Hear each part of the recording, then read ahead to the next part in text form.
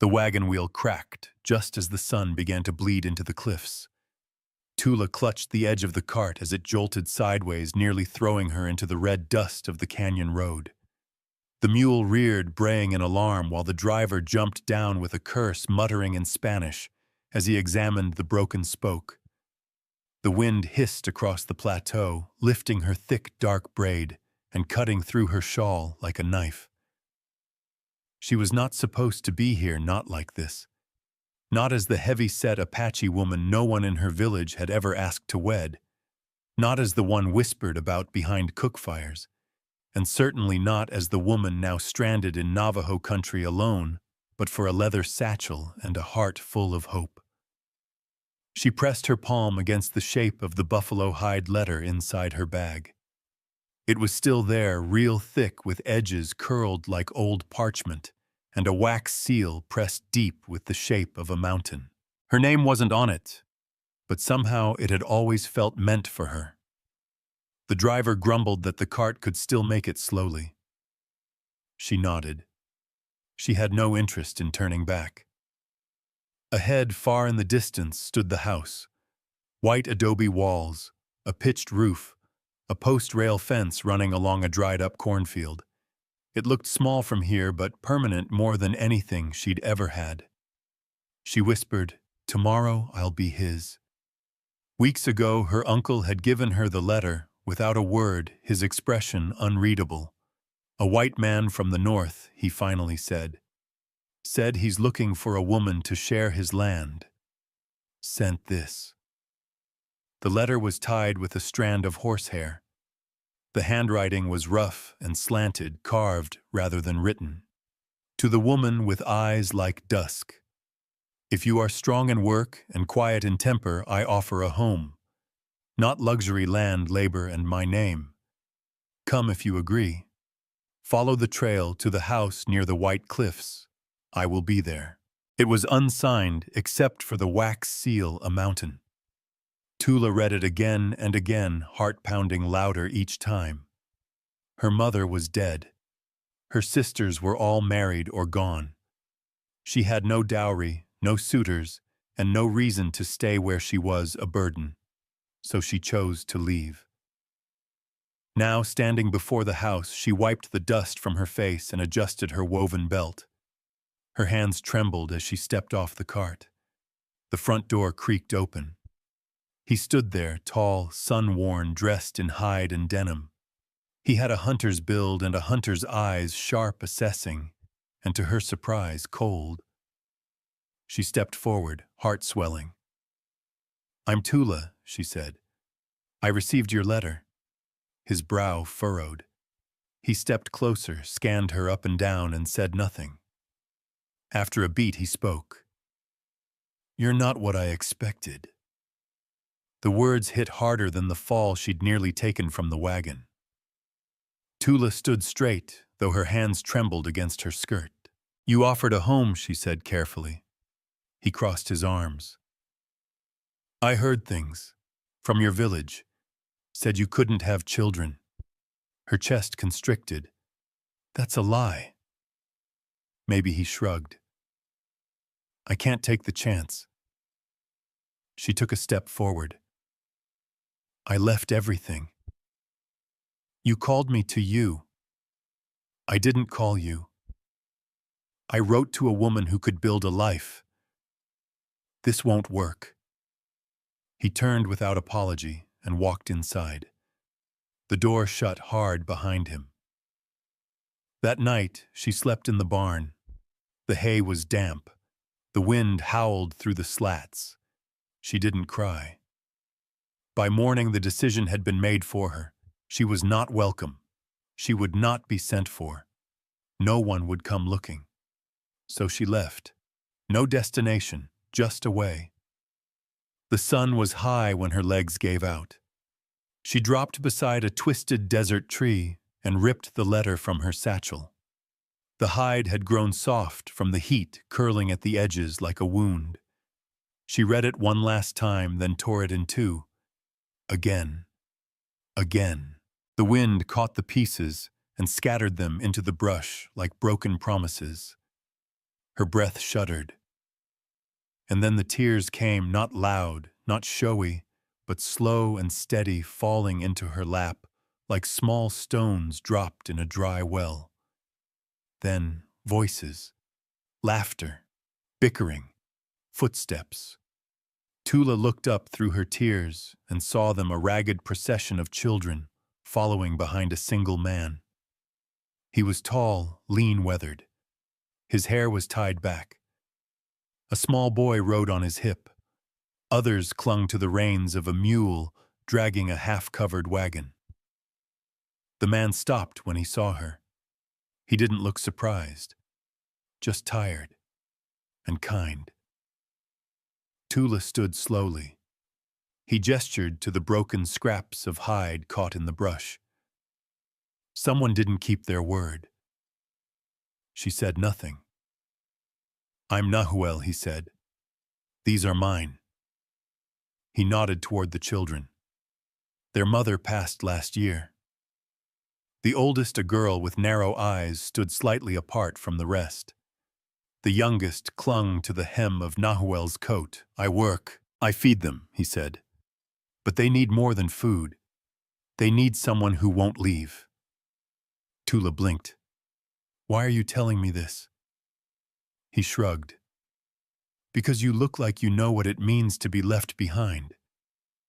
She looked down at her satchel, then at the kids, then back at him. "I'm not looking for pity." He nodded. "Good. We're not offering any. Just room in the wagon." She hesitated. The wind tugged at her shawl again. Then she stepped forward. They walked together, the children trailing behind dust curling around their feet, like a shadow that no longer mattered. Behind her, the last scrap of buffalo hide spun once in the breeze, then settled into the dirt. Tula barely slept that first night. Not from fear or regret, but from the constant shuffling, breathing, and soft whimpers of 9 children curled like puppies in every corner of the tiny cabin. She'd expected silence. She got coughing, dream talk, the scratching of bare feet against clay floors. One little boy had wet himself and cried quietly until she moved to his side, laid a hand on his chest, and hummed an old song her grandmother used to sing when the wolves howled outside the canyon walls. By morning her back ached, her eyes burned, and her heart was already caught somewhere between sorrow and something dangerously close to comfort. Nahuel hadn't returned yet. She stood in the doorway, staring out across the pale dawn. The house sat half-sunk into the slope of a low hill brush and scattered stones marking the border between wild land and human hope. Chickens scratched the ground. A dented pot hung from a hook on the porch.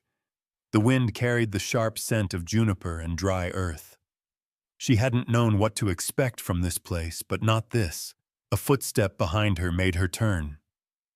Atsa, the eldest daughter, stood there with her arms crossed. She was tall for 11, and her eyes were too old for her face. "You don't belong here," Atsa said flatly. Tula didn't flinch. "Neither did your father, until he built the walls." Atsa didn't answer. She disappeared back into the house, and Tula exhaled slowly. The rest of the morning blurred into motion. She gathered the younger ones' organized chores. 2 of the boys hauled water in battered cans from the spring. The girls sorted a heap of filthy laundry. Tula boiled water in the blackened pot and began scrubbing floors that hadn't felt water in weeks. By midday, the house already smelled different smoke, yes, but also lemon sage and cornmeal. Even the air felt lighter. Some of the kids started to laugh again. Nahuel returned at dusk. He looked exhausted, shirt damp with sweat, arms scratched from brush. But his face changed when he stepped inside and saw what she'd done. "You moved fast," he said. "Everything was already here. Just needed lifting." He nodded, but there was something distant in his expression. like he didn't want to be grateful, or worse, like he didn't deserve it. That night, Tula made fry bread with roasted beans and dried chiles. The children ate like wolves. Nahuel barely spoke. He took his portion and sat near the fire pit outside. She watched him from the doorway. The man who had offered her a spot beside him in the dust now looked like he didn't know where to place her in the warmth. Later, she found him splitting wood behind the shed, the blade of his axe gleaming under moonlight. "You have something to say, Hoet," she said. He paused, turned the axe upright, and leaned on it. "You've done more in one day than I've managed in 6 months.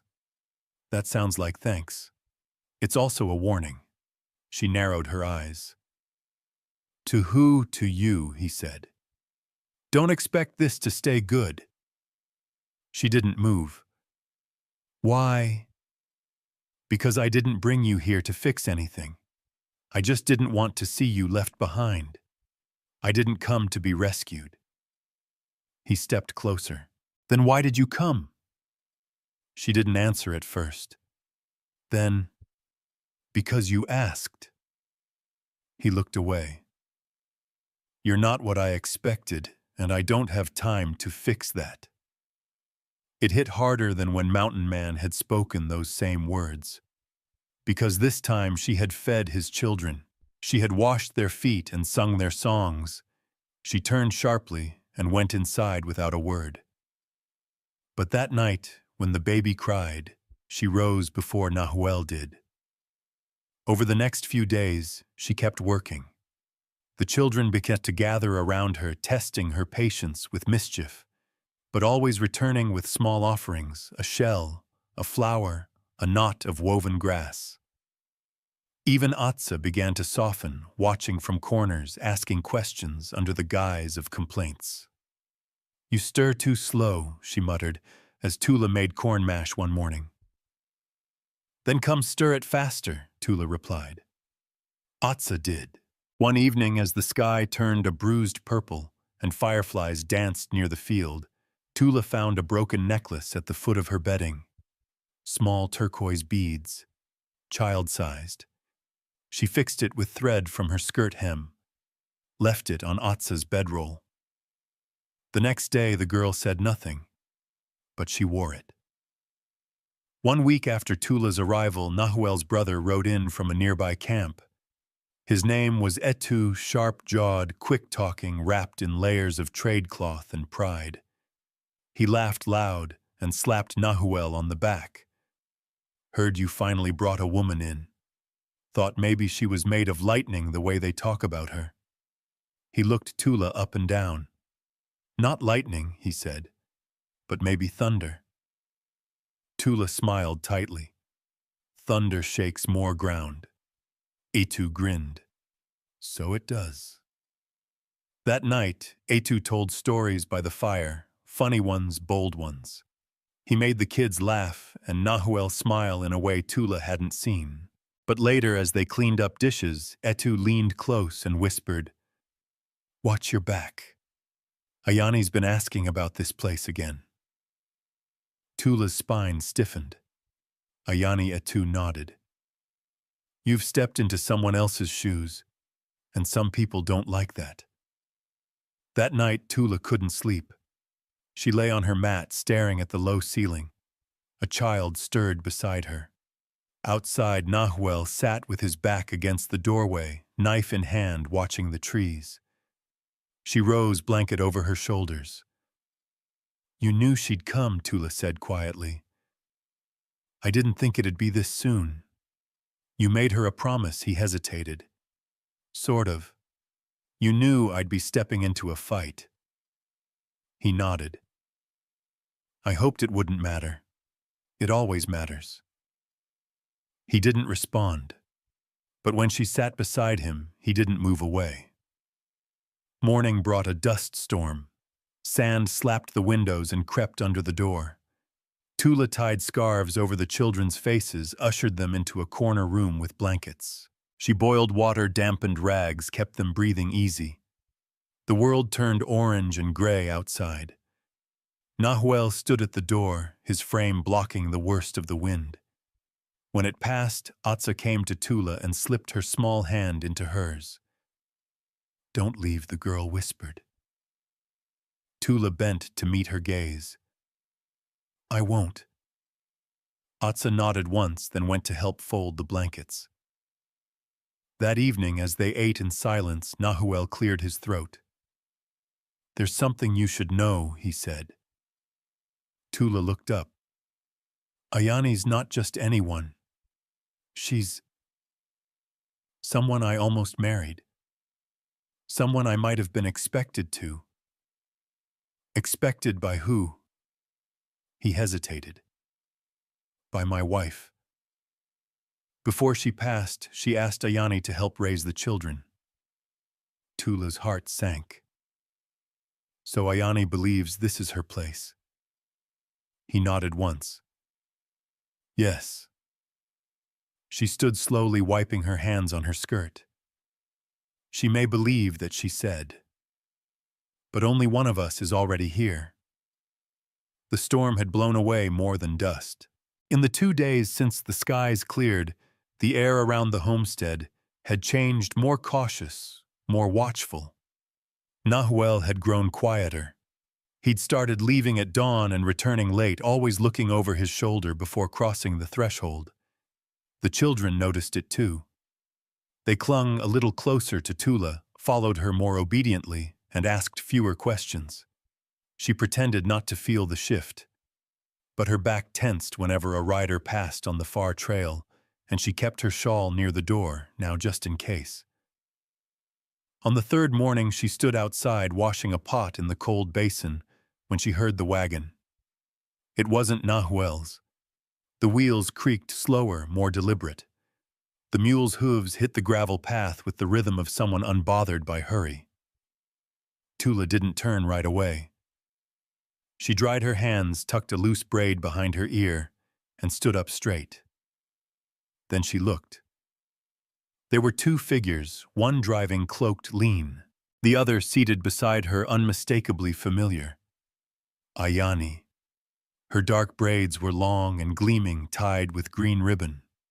Her face was sharp, cheekbones high, and her dress bore the kind of stitching only a skilled mother or a proud woman would wear.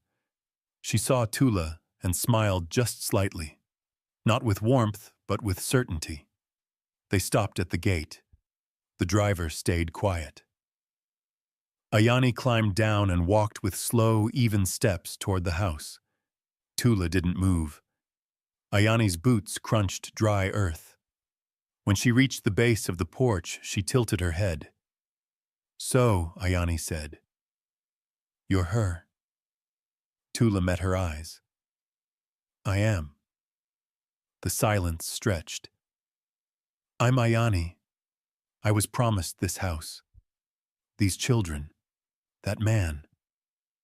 Her voice didn't waver. "Before she died, their mother made him promise me." Tula nodded slowly. "I know." "Do you," Ayani stepped up one stair. "Do you know what it means to be chosen out of trust, not out of pity, or accident, or opportunity?" "I know what it means to be needed," Tula said, "and to choose to stay when it would be easier to leave." Ayani's jaw tightened. "I'm not here to fight," she said. "I'm here to remind him of the promise he made in front of our elders. I won't embarrass him in front of strangers, but I will claim what's mine." Behind them, the front door opened. Nahuel stood there, shirt damp from labor, brow shadowed. He saw Ayani and stiffened, but didn't look surprised. "Ayani," he said. "Nahuel." Her voice softened. "You didn't come find me, so I came to you." He didn't reply. Tula stepped off the porch, leaving them space. Nahuel walked down to meet Ayani, lowering his voice. Tula couldn't hear, but she watched his shoulders. They were tight, defensive, not welcoming. Eventually, he gestured toward the fields. They walked off together. Tula stayed with the children. Her hands washed dishes with more force than needed. She swept the house twice. When Atsa tried to help, she waved her off. The sun fell. Night came. Ayani hadn't left. She slept in the barn. Tula could feel her presence even from across the yard. That night, Nahuel didn't come in until late, and when he did, he sat by the fire like a ghost. Tula brought him warm tea. He took it, barely whispering thanks. She said, "You made a promise," Tula said finally. He nodded, eyes on the flame. "I did. After my wife got sick." Ayani helped with the children. She stayed when most turned away. My wife thought maybe it would be right for them, but not for you. He hesitated. At the time, I didn't care what I wanted. I just needed help. And now? He looked up. Now I see what it means when someone stays because they choose to, not because they were asked. Tula sat across from him, the fire crackling between them. "I didn't come to steal anything," she said. "I came because someone needed me, and I needed to matter to someone." The room fell into quiet again. Then Nahuel said, "We don't need saving. We just need someone who'll stay." And that was the moment Tula knew he saw her. Not as an extra pair of hands, but as something real. In the morning, Ayani made no move to leave. She cooked breakfast, speaking to the children like she owned the room. Some were confused. Others were thrilled to see her. But not all. Atsa sat beside Tula and whispered, "She smells like lavender and lies." Tula choked on her tea. Ayani didn't miss the glance. Her smile was tight. By noon, tensions simmered. The children picked sides without meaning to. Some followed Ayani like ducklings. Others clung to Tula. Nahuel stayed in the fields. That evening, the quiet was broken. Ayani approached Tula while she chopped vegetables on the porch. "You're making this harder for everyone," Ayani said. Tula didn't stop slicing. "Because I'm doing the work, because you're confusing the children." "They're not confused. They know who holds them when they cry, who sews their clothes, who listens." Ayani stepped forward. "They knew me first. They know me now." Ayani's voice dropped. "I don't want to hurt you, but if you stay, I will go to the council. I will bring the elders. I will bring the words of the dead." Tula finally looked at her. "You may bring the dead," she said, "but I'm here with the living." That night, Nahuel spoke with Ayani behind closed doors. The kids pressed their ears to the walls. Tula didn't. She waited outside, hands tight in her lap. When the door opened, Ayani walked out stiffly. Her face was unreadable. Nahuel stood behind her, then stepped past and came to Tula. "I told her," he said, "that I wouldn't break a promise. But I also won't force love into a house that's already full of it." Tula's breath caught. "She'll go," he said. "Tomorrow." Tula nodded. "She won't go quietly." "She doesn't have to," he said, only truthfully. He took her hand then in front of everyone, and the children watched, and no one looked away. The next morning, Ayani packed. She didn't say goodbye, but she left a basket of dried herbs on the porch. Inside it, tucked between bundles of sage and yarrow, was a note folded neatly. Tula read it later. "You may have his heart now, but don't forget who laid the first stones of this family. Be worthy of what you've been given." Tula folded the note and placed it in the hearth. It burned slow. The path ahead had been cleared, but with it came new weight. The children now looked at her with deeper expectation. The tribe would talk. The council might still summon her. And Tula knew that nothing stayed still forever in this world. But when she sat with Otsa that evening, helping her learn to weave her first mat, the girl leaned her head against Tula's shoulder and said, "You stayed." And Tula whispered, "I did." The wind returned the day the visitor came. Not a storm this time, just sharp, unsettled wind that twisted dry leaves in circles and made the children glance up from their chores, as if something invisible were coming down the road. Tula was mending Nahuel's shirt when she saw the rider, a man on a thin gray horse, his hat low over his eyes, his body slouched with the weariness of long travel. He didn't look dangerous, but he didn't look lost either. She stood as he approached the porch. "You the woman called Tula?" he asked, voice like gravel. "I am." He nodded, pulled a rolled letter from his coat, and handed it to her without further word. Then he turned the horse and left as quiet as he'd arrived. Tula stared at the letter. Her name wasn't written on it, but the hide it was scrawled on the same kind. Mountain Man had used was unmistakable. Her stomach turned. She stepped into the house, closed the door, and slowly unrolled the message. "He's sick. Dying, maybe. Been calling your name when he drifts off. Keeps saying he did wrong. Don't know what he means, but if you care to forgive him, come before the snow." Signed, Elias Neighbor. She stood still for a long time, then folded the letter once and slid it into the fire. The flames curled it black, but not before the words burned into her chest. That night she didn't speak during supper. The children felt the silence. Even Nahuel asked if something was wrong. "No," she said, forcing a smile. "Just a memory stirring where it shouldn't." He didn't press. Later she stepped outside and stared at the moon, half full, clouded at the edge. She thought about the first letter, the one that brought her across that canyon road. The promise of a home, a name, a life. And then the second one, the plea veiled in guilt.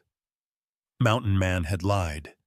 About needing her, about her body, about her worth. But what if he was also lying now? Or worse, what if he wasn't? 2 days passed. Then 3. Tula tried to let it go. She scrubbed floors, taught the children how to spin thread, mended fences beside Nahuel without complaint. But her hands moved slower. Her thoughts wandered farther. Atsa noticed. "You're walking like your soul's too heavy," the girl said. Tula managed a tired laugh. "Maybe it is." "You want to go somewhere," Atsa said, "but you're scared of what you'll find there." Tula looked at her. "You've seen too much for your age." The girl shrugged. "You're the one who stayed. That makes your heart bigger. More room for hurt." Tula kissed the top of her head, but her eyes stayed troubled. On the 5th day, Nahuel found her at the old well. He didn't speak at first, just stood beside her shoulder, brushing her eyes on the dusty horizon. Finally, she said, "Someone from my past sent a message. The man from the first letter." She nodded. "What did he say? That he's dying? That he spoke my name?" Nahuel was quiet for a while, then asked, "Do you want to go?" Tula shook her head. "I don't know." He looked at her, then full and steady. "You can leave if you need to. I won't stop you, but I will ask something. What don't go if you're chasing something you already buried?" She closed her eyes. "I'm not chasing him." "Then what?" She opened them sharp now. I'm chasing the part of me that he broke, the one that still wonders if maybe he was right, that I was unworthy, unwanted. Nahuel reached out, touched her wrist. He was wrong. I know that here. She tapped her head. But not always here. Her fingers curled over her chest. That night she sat the children down, told them the truth. There was someone before. A man who made a promise, then took it back. He said I wasn't enough, that I couldn't give life. A few of the older children stiffened. One asked, why'd he say that? Because he didn't want to admit that he was the one who couldn't give. Silence. Then Atsa whispered, "That's a cruel thing." Tula nodded. It was. "Are you going to see him?" another child asked. "I haven't decided, but I want you to understand something. He left me with a lie in my mouth and blame on my name. I will not wear either anymore." Nahuel stood behind the children, arms crossed, listening. He didn't speak until they'd gone to bed. Then he said, "If you go, I'll ride with you." Tula turned to him. "You don't have to." "I know," he said. "But I've carried children through more dangerous trails. I'll carry you through this one." The next morning they packed light. Tula left the house early, kissing each child before dawn, whispering that she would return before the frost set in. Atsa handed her a carved bird made of bone. "To remind you to fly back," she said. Tula smiled, tucked it in her bag, and climbed up behind Nahuel on the horse. They rode east where the land sloped and the air turned cooler. The journey was slow. Each mile peeled back something inside her, a memory, a bruise, an old word she thought she'd buried. At night they camped under pine trees, the scent waking something old in her lungs. Nahuel didn't ask questions, but once after the fire burned low, he said, "You're not riding to forgive him." "Are you?" Tula stared into the flame. "No." "Then why?" she answered slowly. "Because the truth needs a witness, and I want him to hear it from the woman he tried to bury." On the fourth night they reached the village, small, sparse, nothing like the home they'd built. A child ran ahead to fetch someone. Moments later, Elias, the neighbor, emerged from one of the mud huts, his face lit with surprise. "You came." Tula nodded. "Take me to him." He led them to a side house, barely more than a shack. Inside, the air smelled of sickness and regret. Mountain Man, she never knew his real name, lay curled on a cot, skin pale, lips dry. He looked up when she entered. For a second, he didn't recognize her. Then his eyes widened. "You came." She didn't step closer. "You sent for me." "I didn't think you would." "I shouldn't have." He tried to sit up, coughed hard. I said things." "You lied," she said. "You called me barren to hide your shame." His throat worked. "I was scared. I didn't want them to think it was me." She stepped forward now. "And so you named me empty, when all I ever carried was hope." He bowed his head. She didn't offer comfort. "You're dying," she said. "And I won't deny you peace, but you won't get it from my silence." He opened his mouth to speak, but she raised a hand. "I came to say this. I am not what you said. I never was. And when I walk out of here, your words stay behind." Then she turned and walked out. That night under the stars, she and Nahuel camped on the edge of the village. She didn't cry. Instead, she smiled faintly and whispered, "I buried it." Nahuel stirred. What? The last piece of who I used to be. He reached for her hand. Then let's go build something new. The ride back felt lighter than the journey out. Not because the trail was easier or the weather kinder, but because something had shifted inside Tula. The burden she had carried for so long, the shame, the silence, the need to prove her worth to a man who had once tossed it away, was gone. She didn't look back. Nahuel rode ahead for most of the trail. She watched the way his shoulders rose and fell with the horse's rhythm. Steady, quiet, reliable in a way that felt like breath, not loud or boastful, but necessary. They camped beneath the same pines, shared bread and stories beneath stars. The final night before returning home, Nahuel handed her a carved piece of wood, a figurine shaped like a mother holding a child. I made it after our third day on the trail, he said. She turned it in her hands, tears pricking her eyes. Why? Because I knew, even if you never said the word, that you are a mother to them. To us. She tucked it inside her satchel. You always know what I need before I do. Nahuel shrugged.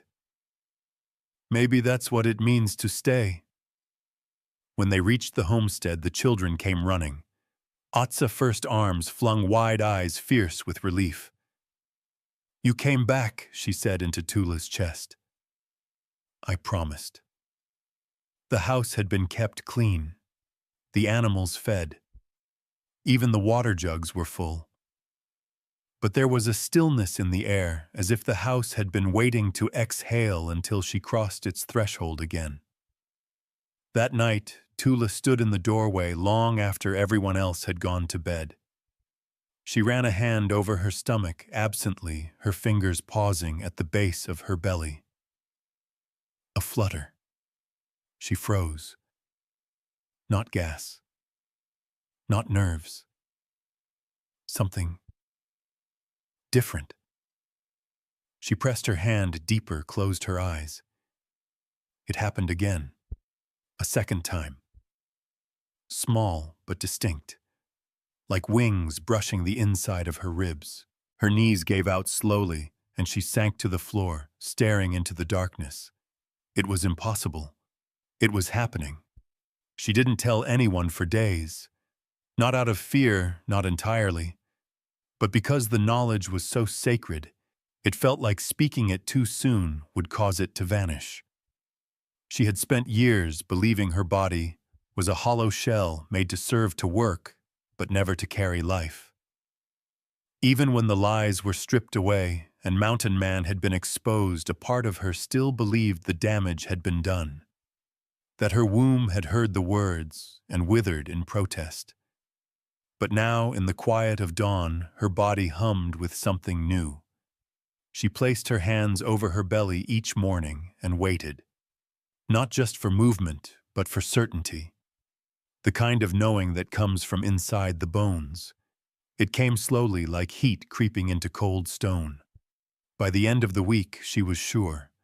She told Nahuel first. He was trimming wood behind the house, sweat on his brow when she approached. She stood there silently for a moment, watching the way he worked, focused, careful, like every notch mattered. I need to tell you something, she said. He looked up, and something in her face made him set the tool down immediately. I'm pregnant. His eyes searched hers. Are you sure? She nodded. More sure than I've ever been about anything. He crossed the space in 2 strides and took her hands. His face broke into something between awe and fear. You've never...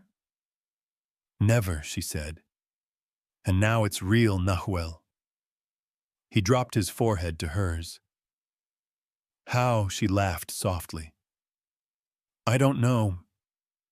Maybe this land. Maybe the children. Maybe just love. He didn't speak for a long while. When he finally did, his voice cracked.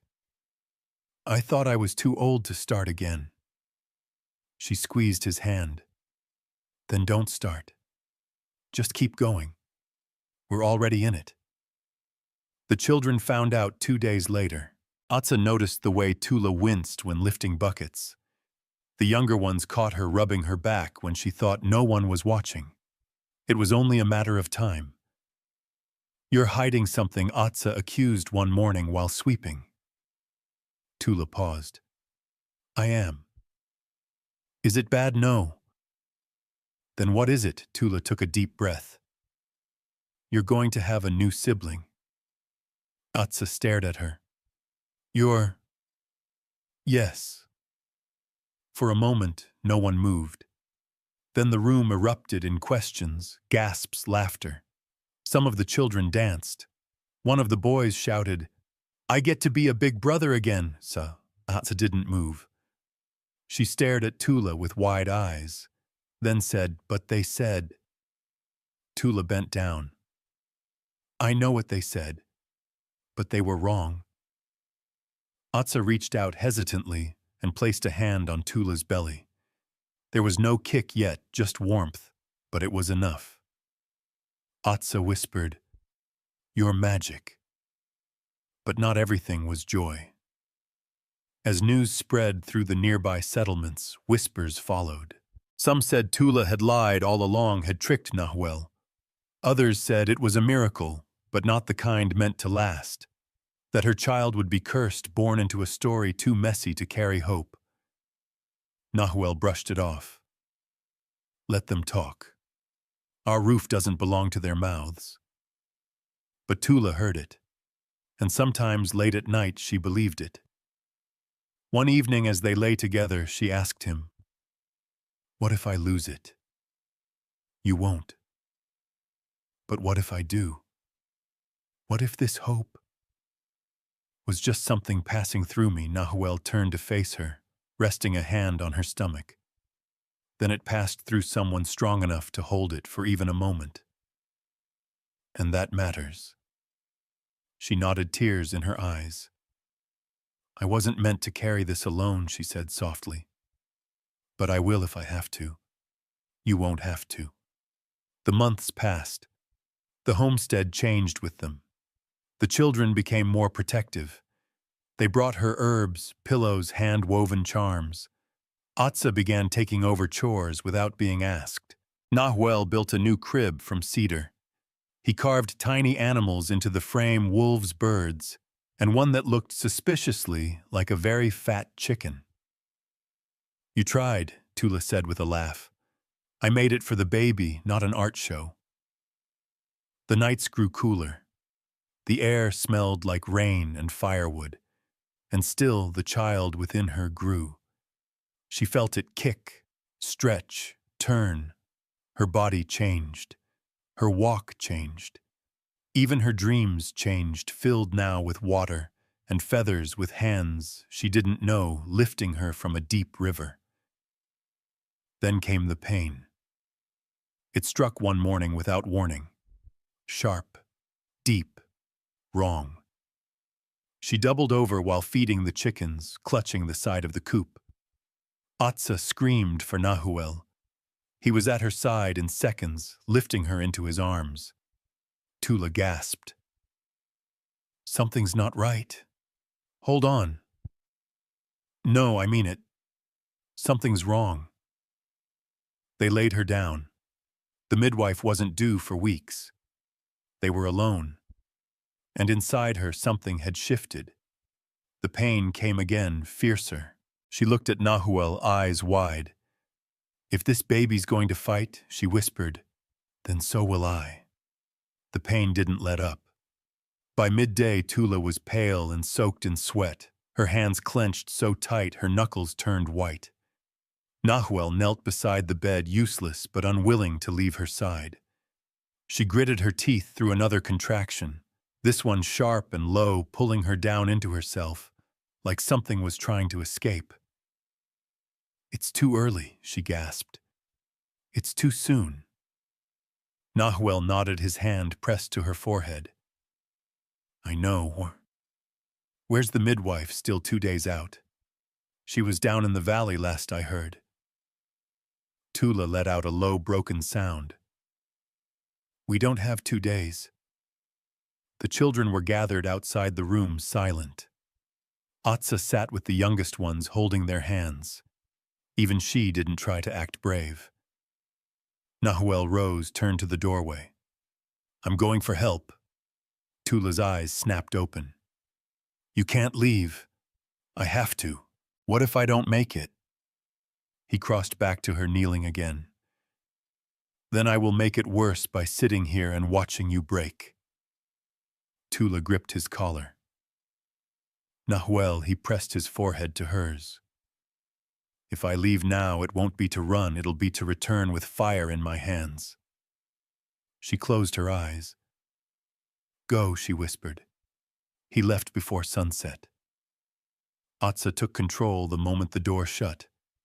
She boiled water, laid out towels, and sent the younger children outside to collect yarrow and juniper. Tula drifted in and out of consciousness, murmuring strange words, her hands grasping the blanket, as if it could anchor her to the earth. Tell me what to do, Atsa whispered.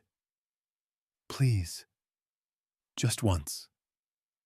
But Tula didn't answer. The journey down to the healer's hut was 3 hours' hard ride, and Nahuel did it in 2. The mare was foaming at the mouth by the time he dismounted. He pounded on the door, shouting for Ma'e, the old woman with one blind eye and a temper like wildfire. She answered with a scowl and a knife. Tula, Nahuel said breathlessly, She's bleeding. It's too soon. Mai grabbed her bag before he could finish and threw a cloak around her shoulders. I told you to fetch me the moment her back ached, she snapped. Men think timing's something they get to decide. They rode back together, fast and silent, wind screaming past them like ghosts trying to warn them of something they already knew. Back at the homestead, the children had lit every lantern they could find. The air inside the cabin smelled of boiled herbs and warm blood. Mai entered without a word and pushed Atsa gently aside. She touched Tula's forehead, then pulled back the blanket. She's holding it back, the healer murmured. Her body's fighting, but she's too scared to let it happen. Then help her, Nahuel said. Mai shot him a glare. Don't talk to me unless you're boiling water or holding her hand. He stepped back. The healer leaned close to Tula's ear and began speaking in a low chant, words older than the floor beneath them. She burned sage and tucked it beneath the bed. She crushed wild blackroot and rubbed it into Tula's wrists. Then she began to work. The labor lasted through the night. Tula screamed once, just once, and then bit down on her own fist to keep from waking the stars. Nahuel never left her side. He held her hand, whispered promises, told her stories about the children when they were younger. At one point, she looked him dead in the eyes and said, I'm not going to make it. He didn't flinch. You are. She closed her eyes. If I die, you won't. Promise me I already did. She shook her head. Not just the children. Promise me you'll keep this part of me alive. The part that believed again, Nahuel kissed her knuckles. It was never a part. It was always the whole of you. At sunrise, the cries came. Not one, but two. Twins. The room stilled. Even Mai stepped back, her weathered face unreadable. Tula, barely conscious, smiled. I heard them, she whispered. Nahuel wiped his eyes, unable to speak. Atsa stepped forward, tears streaking down her cheeks. They're so small. Mai bundled them in cloth and laid them beside Tula. Boys, she said. Tula nodded. They'll need names. Nahuel asked, what will we call them? She didn't hesitate. Dekanawida and Eli. Mai blinked. Big names. They'll need them, Tula murmured. They were born into fire. The next few days blurred. Tula remained weak but stable. The twins were fragile but loud. The other children rotated shifts to care for them, treating each cry like a royal command. Nahuel barely slept. He walked with quiet awe, a man who had touched the edge of loss and come back whole. Tula's strength returned slowly. She sat up by day 5 wrapped in blankets, holding both boys to her chest. She watched the others play in the yard and whispered to her newborns, "You've entered a world built on pain but sewn back together with love." That night, Mai sat beside her. "You were closer to the dark than you know," she said. "Another hour and I'd be speaking prayers instead of giving names." Tula nodded. "I knew. I felt it. But I wasn't ready." "You were ready to die." "No," Tula said. "I was ready to fight to live." Mai leaned forward. "You've changed the shape of this place, woman. That has a cost. I've paid it. Not all of it yet." The next morning, Nahuel took her hand as they sat beneath the porch awning. "You know they'll come." She nodded. "You survived. You made something they said you never could. And now the ones who doubted will want to rewrite your story." Tula held one of the twins to her chest. "I won't let them. What if they try? Then I'll remind them who I became. And I'll do it with fire in my hands." He looked at her a little afraid, a little in love, a lot in awe. But the fire would not wait. On the 7th day, a messenger arrived from the council. A gathering had been called. They wanted Tula present, to question, to celebrate, to examine. Some said it was custom. Others said it was a challenge. Either way, she had to go. Nahuel stepped forward to refuse on her behalf. But Tula stopped him. "I'll go," she said. "Let them see what they tried to bury." She looked down at her sons. "Let them see what rose from the ashes." They rode into the village at dawn, dust curling behind the wagon wheels like smoke rising off an old wound. Tula sat upright, her face calm, her sons tucked into the wrap across her chest. Nahuel drove the wagon in silence. The children followed on horseback, solemn, as if escorting a queen into court. The council circle stood at the center of the village, 12 stones surrounding a fire pit long since gone cold. People were already gathering, some from neighboring valleys, others from even farther. Word had spread, Tula had birthed twins. And not just any twins, babies born to a woman once marked barren, now the mother of a house full of orphans, and suddenly a miracle. Not everyone thought it was worth celebrating. When they reached the circle, Nahuel helped her down, his hand steady on her back. She walked forward alone. Whispers rippled. "That's her. Too old for a firstborn. They say she lied to the last man who took her in. She defied the blessing order. She gave him heirs." Tula ignored it all. She stepped into the circle and stood waiting. The elders took their places on the outer stones. There were 6 today, 3 men, 3 women. Ayani was not among them, though Tula spotted her in the crowd, standing like a blade just waiting to cut again. Elder Hakan, the tallest among them, raised his staff and tapped it twice on stone. "Tula," he said, "you were summoned to account for the breach of order you've caused." Tula nodded. "I came willingly." "You arrived by letter," another elder said, under the promise of a match. "Not through blessing, not by trial." "I came because I was needed," she said. "And I stayed because I was loved. That's not the same as being chosen." Tula's voice did not rise. "Love has always chosen more honestly than the law." A murmur stirred in the crowd.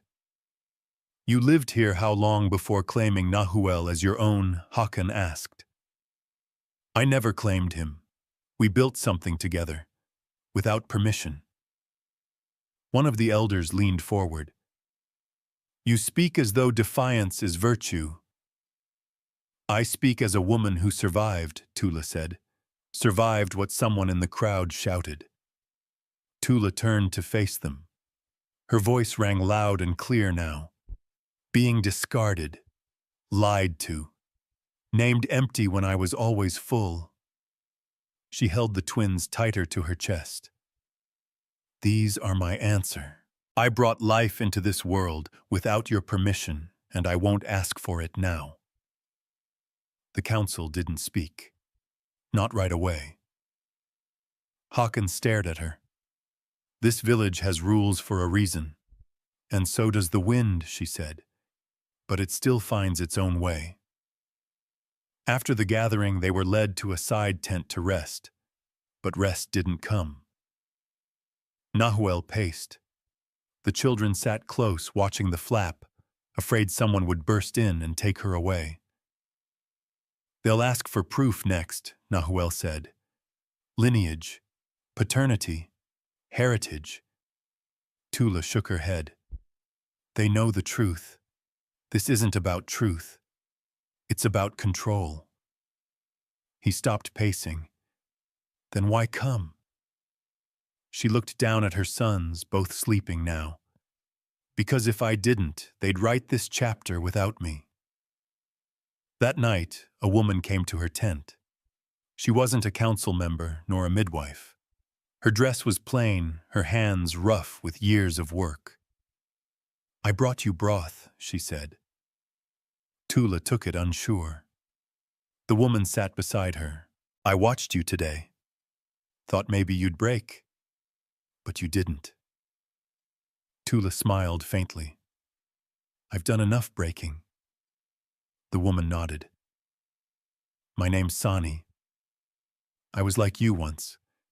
Came into the village with nothing but a good back and a quiet heart. They didn't know what to do with me either. What happened, I stayed. Long enough they forgot how I got here. She leaned forward. You want them to accept you? Make it impossible to send you away. How keep showing up? Feed their sick, mend their roofs, name their pain before they do. Tula set down the empty bowl. That sounds like war. Sani smiled. It's the kind of war we're made for. The next day the council summoned her again. This time she brought the children. Not just the twins, but all of them. They stood behind her like roots, silent but strong. One elder squinted. Why bring them to show you what I've built, she said. You keep asking about what I took. I came here with nothing, but I gave everything. She turned to the children. Tell them. One by one they did. I had no shoes until she came. She sewed my bed from corn sacks. She taught me to read the stars. She stayed when others left. The last was Atsa. She made me believe in something again. Silence. The oldest elder finally spoke. You've given more than most ever would. But this isn't just about love. This is about what kind of story we pass down. Tula stepped forward. Then let the story be this, that when someone showed up with nothing but her hands, she built a home. And when they told her no, she made a path anyway. She looked each elder in the eye. That's a legacy too. After that, the vote took place in private. 3 hours passed. People waited outside the tent, some sitting, others whispering prayers. Nahuel sat beside her, silent. Then finally Håkon emerged. He looked tired, but not cruel. He raised his hand. The council has ruled, he said. By 4-2, we recognize Tula as keeper of this house and her children as rightful heirs to Nahuel's name. The crowd gasped. A few cheered, others turned away. But it was done. Tula didn't cry. She held her boys close and whispered, You will never have to ask permission to belong. That night, there was a fire. Neighbors came with bread. Children danced. Even Sani sang a song from her childhood. Nahuel watched from the edge of the circle, eyes glowing in the firelight. Tula stood beside him. "Did we win?" he asked. "No," she said. "We became." He wrapped his arm around her shoulders. "You shook something loose in them today. They'll try to hold it tighter next time," she said. "But it's already broken free." She watched her children dance, then whispered to herself, "And so am I." The homestead never sounded so alive. Tula sat on the porch swing, rocking gently, one twin in her arms, while the other slept inside. The older children were chasing fireflies with mason jars, and Atsa was singing to the goats off-key, but with full conviction. Nahuel leaned against the post near the door, watching it all. "They look like they've always belonged here," he said. "They have." "And us," she smiled. "We earned it." It had been 10 days since the council's ruling, and peace had come like late summer rain, soft, soaking, unexpected. Neighbors passed by more often now. Some brought preserves or rope or gossip. Others brought only silence, but even that held less edge than before. The tension that had coiled around their lives began to loosen. Until the rider came. It was early morning when the dust appeared on the ridge. Nahuel saw it first, just a small cloud easy to mistake for a stray wind until it kept coming. He squinted, wiped his hands on his shirt, and stepped off the porch. Tula followed behind him, instinct tightening her gut. The rider was lean-dressed in a trail-worn coat with deep creases at the elbows. His face was older than it should have been, the kind that lived too many years inside too few. His eyes flicked to Tula first, curious, measuring, but landed on Nahuel like they were hunting something. "Nahuel Blackridge," the man said. "You still know your name?" Nahuel's jaw tightened. "Didn't realize I needed your permission to use it." Tula stepped closer. "Friend of yours?" The man smirked. "Family. The kind that doesn't write." Nahuel didn't smile. "This is Dario, my brother." Tula said nothing. Her arms tightened around the baby. Dario dismounted like someone expecting to stay. "Heard you built something. Thought I'd see if it was real. You saw it. Now ride on." But Dario just shook his head like a man watching a dog bark at thunder. "You've got land, a name, even got the council to nod. You think the past doesn't keep receipts?" Nahuel didn't answer. Tula asked, "What do you want?" Dario's eyes met hers, sharp and cold. "I want what's mine." Later, after he was gone and the dust settled again, Nahuel sat at the edge of the field, hands clenched in the tall grass. "He's not lying," he said. "Our father's land, what's left of it, was meant to be shared. But I walked away. Told them I didn't want blood to own me." Tula knelt beside him. "Then why now?" "Because he has nothing and I finally have something." She took his hand. "Can he take it?" Nahuel's eyes darkened. "If he tries, it won't be through the law. It'll be through the story." Tula understood. In this land, stories were stronger than documents. If Dario could spread doubt about Nahuel's past, his worth, his claim, then everything they'd built could unravel, not with a court order, but with whispered words. The next day, Dario returned. He brought 2 men with him this time. Neither spoke, but both looked like they'd broken more noses than horses. They stood near the tree line watching. Nahuel met Dario halfway across the yard. "I'm not here for a fight," Dario said. "Not yet." "Then speak fast. You've got kids under your roof who aren't even yours. A woman who walked into your life without right. and land that was promised to both of us. You think the council won't start wondering what else you've stolen? Nahuel's fists tightened. You weren't here when any of it was built. Dario shrugged. Doesn't matter. Folks love a redemption story, especially if it ends with a thief exposed. Tula stepped out, then the baby still on her hip. Dario glanced at her. You really think they'll choose you over blood? Tula stared back. If the past wants a fight, she said, her voice steady, it better bring more than old names and half-truths. I've got roots now. Dario laughed, but there was no humor in it. Then let's see how deep they go. That night the house was quiet. The children sensed the change. Atsa sat with Tula in the kitchen, picking at a piece of cornbread. He's going to try to ruin you, the girl said. I can feel it. Tula nodded. I know. What'll we do? We stand. Over the next few days, Dario began his work. He visited nearby farms. He spoke to elders over cups of cider. He told stories, most of them laced with truth, just twisted enough to stir doubt. Nahuel was painted as a deserter, a man who abandoned family. Tula as a woman who manipulated grief to gain power. The children as pawns. It spread. Neighbors stopped visiting. One even returned a gift they'd given weeks before. Sani came by in the evening, quiet and firm. He's changing the tone, she said. You'll need to answer. Publicly. Tula nodded. I'll speak. Nahuel frowned. To who, everyone?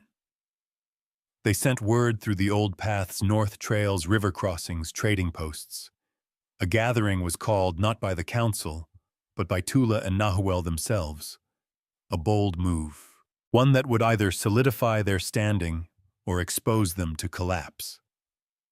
By the time the day came, over 60 people stood in the field near the orchard waiting. Nahuel spoke first. He told of the years he wandered, the weight of a name that felt like stone, the shame he buried, the promise he made when he found a woman who looked at him like he was more than what he'd left behind. Then Tula stepped forward. She didn't shout. She didn't plead. She told the truth. I was told I was empty. I believed it, until I filled a house with children who now sleep with full bellies and dreams in their heads. She lifted one of the twins in her arms. I was told I didn't belong, that love was something earned through obedience. But I found a man who gave it freely, and together we made something holy. She turned slowly, letting every eye meet hers. You can listen to a man who came back only when something looked worth taking. Or you can believe the ones who stayed when there was nothing but work and hope and firewood. There was silence. Then someone clapped.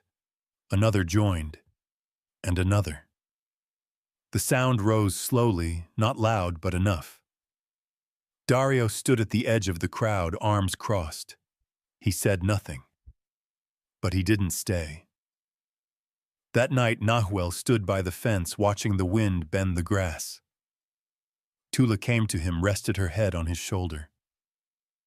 You didn't run, she said. Neither did you. He nodded. Do you think he'll come back? Probably. What'll we do then? Nahuel looked down at her, eyes clear. We'll stand again. This place isn't just ours anymore. It belongs to everyone who believed when it would have been easier not to. Tula smiled. And I thought we were just building a home.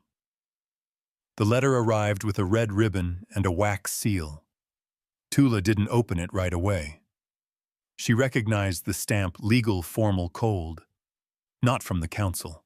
This came from higher-up territorial courts, based in the far-off capital, where names were currency, and truth came second to ownership. Nahuel slid it open at the dinner table. The children watched him read each line, dragging his shoulders lower. He folded it slowly. "It's a petition," he said, "filed by Dario. He's claiming inherited rights over the homestead. Says I took land meant to be split. That our claim isn't binding." Atsa's voice cracked. "What does that mean?" Tula answered, her voice tight. "It means we're going to court." The following days moved like tar. Letters were written, witnesses gathered. Sani offered to testify, so did a few others from the village. But many stayed quiet. Fear did that it twisted loyalty into silence. Tula worked like nothing had changed. She fed the goats. She chopped wood. She taught the little ones how to braid rope while nursing one of the twins. But every evening she stood at the edge of the property and stared out toward the horizon, toward the place where paper and power overlapped. Nahuel tried not to show it, but the weight was visible now. In the slower gait, the longer stairs. "You think he'll win?" she asked him one night. "I think he's banking on us folding before he has to find out." A summons followed. They had to appear in court within 14 days. Tula packed a bag filled with more than clothes, letters from the council, sworn testimonies, a woven blanket from the children with each of their names stitched in crooked thread. "This," she said to Atsa, "is what the law won't understand, but it matters anyway." They took the long route cutting through pine valleys and past dry riverbeds. The journey took 3 days. The children stayed behind with Sani, who swore on her life they'd be safe. Tula didn't sleep much on the road. Each night she stared into the fire and thought about how land became currency, how families were torn up like tree roots just because someone had a louder claim. She wasn't afraid of losing the house. She was afraid of losing the story. The courthouse sat like a stone lion in the middle of the city. Too many steps, too many columns. A place built to make people feel small. Inside the walls smelled of ink and old decisions. Dario sat at the front row, smug, in a clean coat, his boots polished, like he was trying to scrub the dust off his past. His lawyer, slick-haired, tight-eyed, stood when they entered. "Ah," he said. "The legends arrive." Tula held Nahuel's arm tightly. "Let them talk," she whispered. "We have more than words." The hearing was long. Dario's lawyer painted him as the wronged brother, the heir cast out of his rightful land. Nahuel was framed as a deserter, a man who'd built his life on abandonment. Tula was described only as a woman of uncertain origin. Tula didn't flinch. Not once. When her turn came, she rose and stood in front of the room. Not behind the podium. In front. She held the woven blanket in her hands. "This is what we've built," she said. "It's not just walls and fields. It's a place where children sleep without flinching. Where a man found purpose. Where I learned what belonging feels like." She turned toward the judge. "I know the law cares about documents, but documents don't feed goats. Don't teach children to read. Don't stop men from giving up on themselves." She unfolded the blanket, showing each stitched name. "These are the names that built that land. Not mine. Not his. Theirs." The judge didn't smile. Didn't blink much either. But he asked questions. Lots of them. About timelines. About birthrights. About property lines. Tula answered them all. So did Nahuel. When the gavel fell for recess, Dario looked less confident. Outside, Nahuel paced under a patchy tree, while Tula leaned against the wagon wheel. "He'll find another way if this doesn't work," Nahuel said. "Men like him don't let go." Tula watched the clouds drift. "Then we'll hold on tighter." They stayed in town 2 more days awaiting the ruling. At night they wrote letters home. Tula sent small notes to each child, even the ones too young to read. She tucked a pressed flower inside one for Atsa. On the third morning a rider arrived. The ruling had come. The judge stood when they entered. The clerk read from a sheet that shook just slightly in his hand. The court finds that the land in question was abandoned by mutual agreement, and that any previous claims not acted upon in due time are forfeit. Tula's breath caught. Furthermore, the court recognizes the homestead now belongs to Nahuel Blackridge and his registered household. It was over. Tula gripped Nahuel's hand so tightly it hurt. The room spun for a moment. Then silence. Then breath. Dario didn't speak to them after. He left through the side door, his coat slung over his shoulder, his stride clipped and angry. Tula watched him go, not with satisfaction, but with something deeper. Pity. "Do you feel sorry for him?" Nahuel asked. She nodded. Not for what he lost, but for what he never bothered to build. The road home felt different, lighter, but quieter too. They reached the homestead just after sunset. The children ran to them like rain runs to dry ground. Atsa hugged Tula so hard it knocked her back. "Did we win?" the girl asked. Tula looked at the sky. "No," she said. "We just didn't lose." Then she turned toward the house. And sometimes that's everything. That night, as they sat around the fire pit, Nahuel had dug by hand. Tula told the whole story. The children listened wide-eyed. The twins gurgled in her lap. Sani raised her mug. "To holding fast." Tula smiled. "You don't win land with signatures," she said quietly. "You win it by outliving the storm." The letter came folded in thirds, sealed in wax the color of old blood. Tula almost didn't open it. It was early, and the children were just waking. Nahuel was fixing the fence post out back, muttering about pine rot. The morning smelled like toast and ash and spring. She stood at the porch rail, turning the envelope in her hands. There was no return mark, only her name written in crooked script she hadn't seen in years. She broke the seal. The letter was short. "Tula, I heard your name in town. I'm in Whisper Valley by the river bend. I didn't know where else to go, Micah."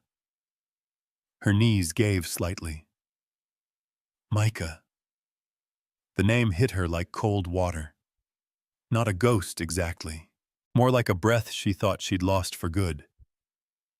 She didn't tell Nahuel right away.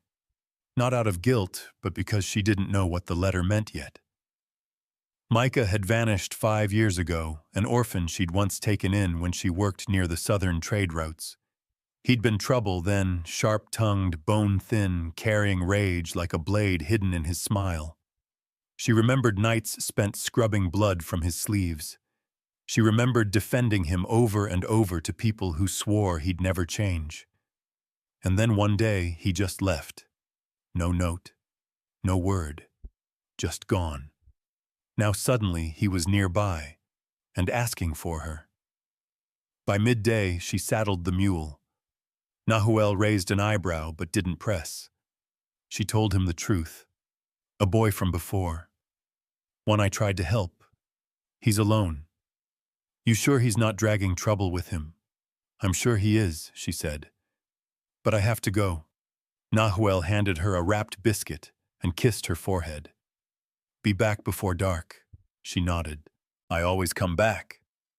Whisper Valley was a poor place, houses built more from patchwork than plan. Chickens walked across roads like they owned them. Smoke curled from crooked chimneys. Most people barely looked up when she passed. She found Micah sitting by the river bend as promised. He looked older, thinner still. Eyes darker than she remembered, like something had dimmed behind them. He didn't rise when she approached. "Tula," he said quiet. "Micah, you look stronger, and you look hungry." He gave a soft chuckle. "You always knew how to land the first punch." She sat beside him. "I got your letter. Why now?" He looked out over the water, jaw clenched. "Because there's nowhere else to go. I burned through the last of my welcome in the last town. I heard your name. Thought maybe—" He trailed off. Tula waited. "You said once, I'd always have a place," he whispered. "I did." He looked at her. "Is that still true?" She didn't answer right away. Instead, she took a long breath and said, "You don't get to knock once and call it home. You show up every day or not at all." Micah's head dropped. "I deserve that. You deserve truth." They rode back in silence. When the house came into view, the children ran out. One of the twins was crying. Atsa held him on her hip. Nahuel came to meet them. Micah dismounted slowly, looking around, like the world had grown too wide for him. "This all yours?" he asked. Tula nodded. "Ours. Built from pieces that didn't fit anywhere else." The boy looked stunned. "I don't even know how to hold a hammer." "You'll learn." Over the next few days, Micah stayed in the barn. He didn't talk much, didn't eat much either. But he worked. Fixed the north fence. Helped Atsa clean the coop. Sat with the children during their reading hours, quiet and unsure. Tula watched him closely. There were flickers, moments when the wall cracked. A smile. A shared joke. But then it would shut again, like a door in the wind. One evening she brought him tea. He was sitting alone near the paddock. She handed him the mug. "You staying?"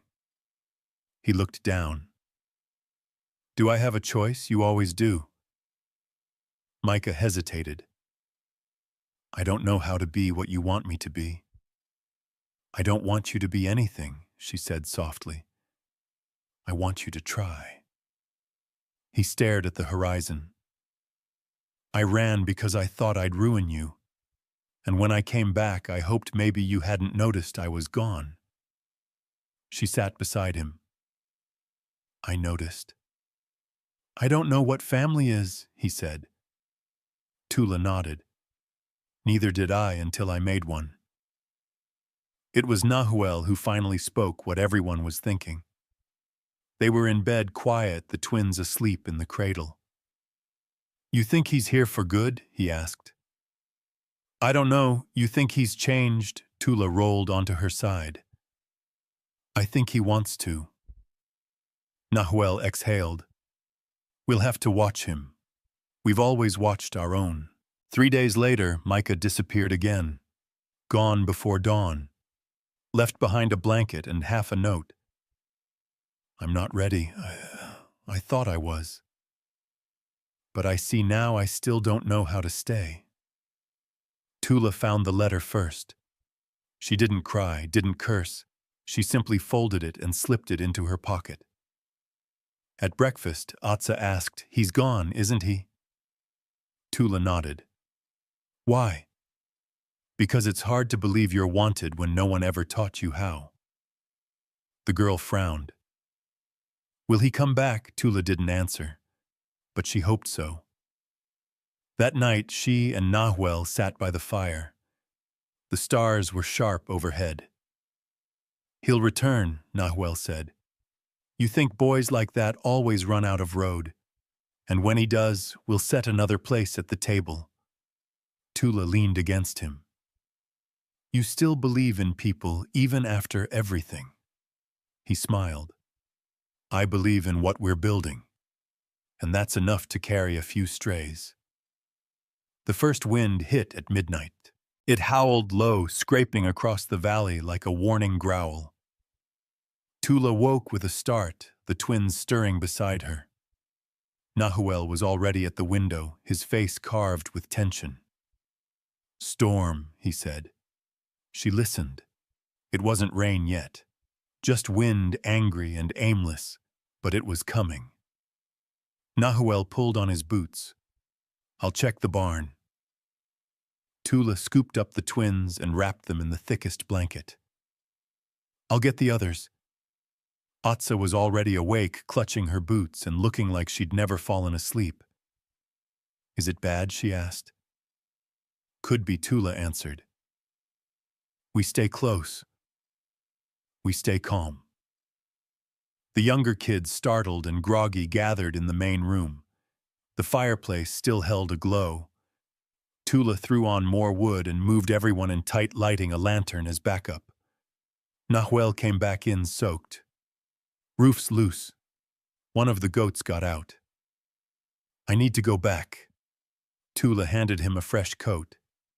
"You're not going alone. I'll be fast." I said what I said. They met each other's eyes. He gave a slow nod. "Fine. But if it gets worse, you pull back." Tula didn't answer. She already had a rope around her waist. Outside, the wind snapped branches and pelted them with dust and grit. The sky flashed with lightning but offered no rain yet, just tension.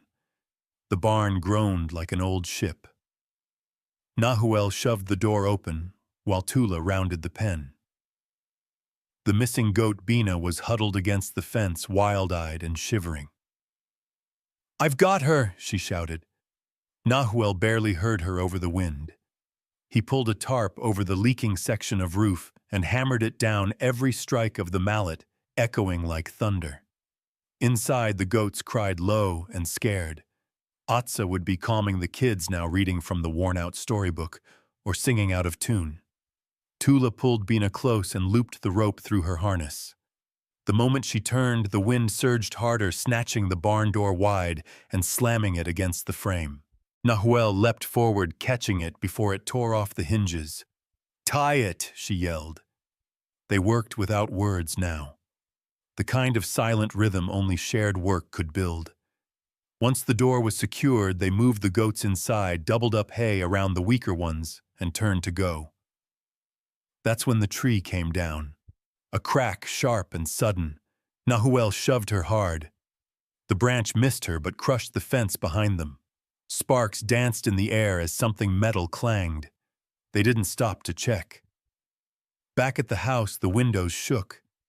Atsa was holding the youngest boy, whispering nonsense words. One of the girls had thrown up from fear. Tula burst in, soaked and panting. "We need to brace the west wall," she said. "If it shifts, the roof could go." Nahuel didn't hesitate. He grabbed the old beams stored under the stairs and set to work. Tula joined him, their hands splintered and bleeding by the time it was done. Then they waited. The worst hit just after 3 a.m. Rain finally fell sideways. The children were herded into the center room. Buckets caught leaks. Blankets covered cold bodies. Nahuel leaned against the door shoulder, braced as if daring the storm to enter. Tula moved from child to child, checking pulses and foreheads like a battlefield nurse. No one slept. No one asked when it would stop. They just held on. At dawn, the wind died like a sigh. The sky broke open, soft pink, bleeding across the mountains. Tula stepped outside first. The field looked like it had been clawed. Trees split, fences snapped, the garden destroyed. But the house still stood. She turned slowly in the wet mud, surveying. Then a shadow moved near the tree line. She tensed, and then he stepped forward. Micah, soaked, dirty, bleeding from a cut above his brow. Carrying a child. She ran to him. "It's the neighbor's boy," Micah said, voice raspy. "He got pinned under a cart. I heard him screaming after the storm." Tula took the child from his arms. "Why are you here?" she asked softly. Micah looked at her tired. I turned around halfway to the trade road. Something felt wrong. I came back through the pass when the wind picked up. You could have been killed. He shrugged. You don't hold a family together with walls, he said. You hold it with hands that refuse to let go. Tula stared at him. He met her eyes and didn't look away. I'm ready now, he said. She nodded. They buried 3 chickens, lost half the coop and 2 apple trees. But no people. Tula held a short prayer at the fire that night, her voice soft but steady. For the things we lost, for the things we kept, and for the things we're still learning how to hold. Micah stood in the back, arms crossed, head bowed. Atsa approached him after. You're staying. He nodded. You gonna fix that coop? He smiled. You bet. She rolled her eyes. Good. I'm not doing it. Later. Nahuel sat beside Tula, both of them staring at the patched roof. You think it'll hold? Tula leaned into him. Everything's been patched around here. Doesn't mean it's weak. He kissed her temple. I thought we'd lose it all last night. But we didn't. No, we didn't. The first snow came early that year. It dusted the orchard like powdered sugar, soft on the half-healed branches that still leaned from the storm. Smoke curled from the chimney. Inside the house felt fuller than ever, despite how quiet it had become. Elder Misu's breathing was shallow now. Her hands, once strong enough to carve stone, trembled when she sipped water. Tula sat beside her most afternoons, pressing warm cloths to her neck, speaking in a low voice about the days before they had walls, when fire was their only roof, and fear their only neighbor. She's not scared, Atsa said one night after helping tuck in the little ones. No, Tula agreed, but she's waiting for something. Micah stood in the doorway, arms crossed. What permission to go? Misu had raised more than her share of children. She'd taught Nahuel to shape cedar into tools, to track wind patterns through sand, to listen when words fell short. She never asked for thanks. Now, on her last days, she asked only one thing. Tula, she whispered, voice brittle. Promise me you won't hold too tightly. Tula blinked. To what, to all this? It's not meant to be kept. It's meant to be passed. Tula didn't sleep much that week. While Nahuel snored lightly and the twins curled into one another like warm stones, she sat by the window with a candle and stared at the horizon. She thought of the land, the children, the storms, the trials, the courtroom, the betrayal, the barn repairs, the sound of laughter on cold mornings. She thought of the girl she'd been cast aside, labeled barren, thrown into a life meant to be invisible, and how out here with this patchwork family, stitched from scars and choice, she'd made something that couldn't be undone by blood or paper. The morning Misu passed, it was snowing again. No wind, no sound, just falling white. Tula dressed in silence and laid out a quilt over the woman's body, one stitched by 3 generations of hands. She didn't cry, not because it didn't hurt, but because grief had learned its place in her by now. It was a guest, not a thief.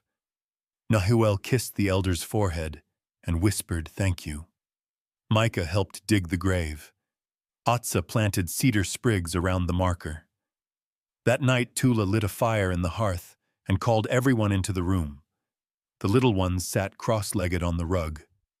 The older ones leaned against walls, arms folded, pretending they didn't need the closeness. Tula stood holding Misu's walking stick. This land didn't start with us, she said, and it won't end with us. We were never meant to keep it. just to hold it for a while and pass it on stronger than we found it. She turned slowly, meeting each pair of eyes. Blood doesn't make family. Choice does. Love does. And showing up again and again, especially when it's hardest. Micah lowered his eyes. Atsa nodded once. Tula walked to the mantel and leaned Misu's stick against it. We don't mourn by standing still. We mourn by growing what was given to us. That's how we honor what's gone. Spring didn't come easy. The orchard needed replanting. The fence needed mending again after the frost. The roof leaked near the back loft, and Tula found herself on a ladder more often than she liked. But every task was met with new hands. Micah built a new coop with Nahuel. Atsa took over morning lessons with the younger ones. One of the boys started learning carpentry. And one evening over supper, Tula heard a voice say, "We should plant squash this year." Misu always liked squash. It came from the quietest girl, and no one disagreed.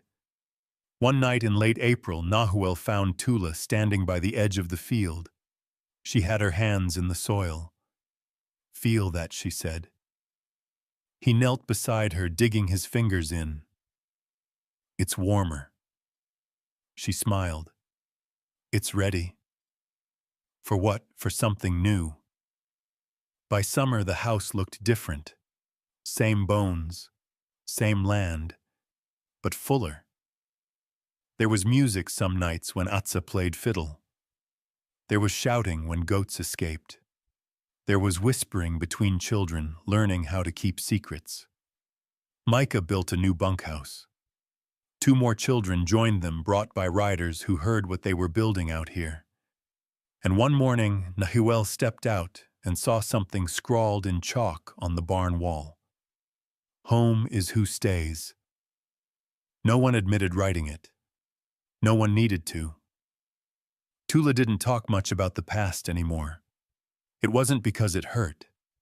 It was because it didn't define them now. She was no longer the woman waiting for a husband to choose her. She had chosen herself. Chosen these children. Chosen Nahuel. Chosen this life. She understood now what Misu had meant. This wasn't a prize to protect. It was a fire to keep burning. One afternoon, as the sun sank low and the children played tag in the orchard, Atsa came to sit beside her. "You think they'll stay?" the girl asked. "Some will."